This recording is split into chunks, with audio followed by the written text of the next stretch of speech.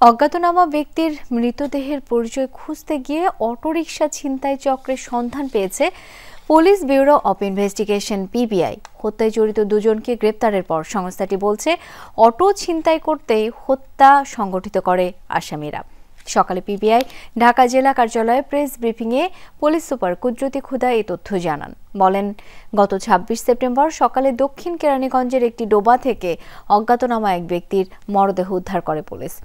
সেই মরদেহের পরিচয় শনাক্ত করতে গিয়ে ছিনতাই চক্রের তথ্য পায় পিবিআই। পুলিশ জানায়, মৃত জালাল উদ্দিন অটো চালকের আড়ালে ছিনতাই করতেন। নুর শেখ তার সহযোগী। ঘটনার দিন দুজনেই অটোরিকশা ছিনতাইয়ে বের হন। কোনো ছিনতাই করতে না পেয়ে জালাল উদ্দিনকে ঘুমের ওষুধ খাইয়ে হত্যা করে তার অটোরিকশা ছিনতাই করে তা বিক্রি করে দেন নুর শেখ। অভিযান চালিয়ে নুর শেখকে গ্রেপ্তার করে পিবিআই। তার তথ্যে ক্রেতা মোজাম্মেলকেও গ্রেপ্তার করা হয়। বলেন, পুরো ছিনতাই চক্রের ৭ থেকে ৮ জনকে শনাক্ত করা হয়েছে।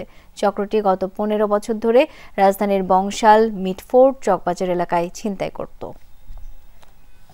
তারা দুইজনই সম্পূর্ণভাবে নিজেদের যে কর্মকাণ্ড, নিজেদের যে অপরাধ, এই অপরাধে নুর শেখ কি করেছেন, তার সহযোগী কারা আছেন এবং মোজাম্মেল কতদিন যাবৎ রিক্সা, অটোরিকশা, ভ্যান এগুলো কিনেন, চোরাই মাল কোথায় কোথায় বিক্রি করেন, এই বিস্তারিত উল্লেখ করে তারা আদালতে ১৬৪ ধারায় স্বীকারোক্তিমূলক জবানবন্দি দিয়েছেন। আমাদের মামলার তদন্ত অব্যাহত আছে।